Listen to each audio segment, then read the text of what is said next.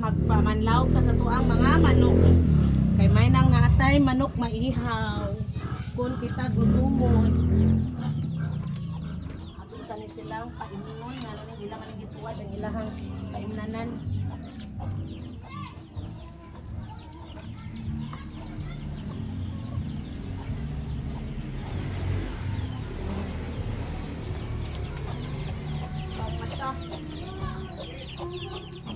Ah.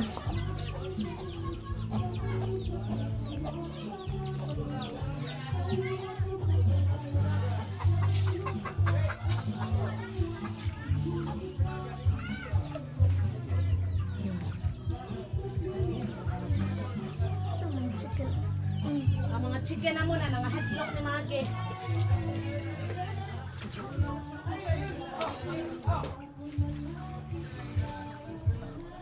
Nangahatlok ang among chicken.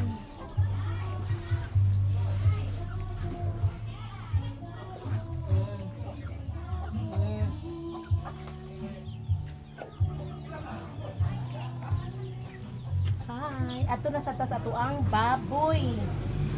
Hala, nagawas na. Mao na naron Magi. Kay human naman tagpakaon sa ato ang mga manok, ari na sa tas ato ang mga baboy. So karon ubani ko ninyo sa akong pagpanlimpyo sa akong mga baboy. Ingon ani ako ang holiday. Noon mag-atiman sa akong mga baboy mo nang mas alipay sad ko kung walay klase kay ari sa balay busy man sad kay pudaghan kog mga atimanon. So dili laay ang akong holiday kay natan-awa ning ako ang mga alaga makalingaw sad ni siya. So inyong makita ngang naana ko'y duha ka pig pen nga vacant. Na vacant na siya kay ang usa ako na itong gipaihaw. Naka 79 kilos siya. Niya tag 290. So naka sapi sad ko og 22,000 ka pin.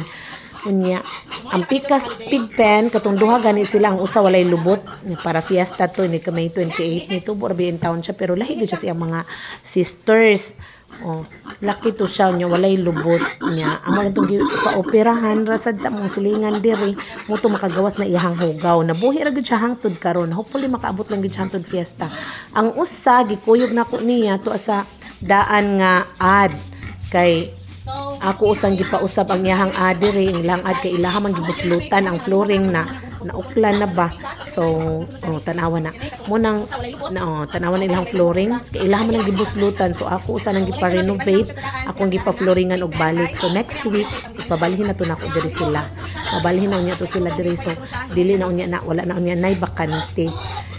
So puhuan. So may unta kung magdagan maayo lang ang dagan aning ako ang pagbaboyan. Actually wala koy idea unsaon ning pag-start og baboyan pero kay tungod sa mga vloggers nga mga nagbuhi og baboy naka-ideya ko nila unya magpangutana sad ko ni mama kay syempre si mama mas una man nga nagbuhi og mga baboy. So base sa iyang experience na nagyud siya ikatudlo na ko og unsaon. So,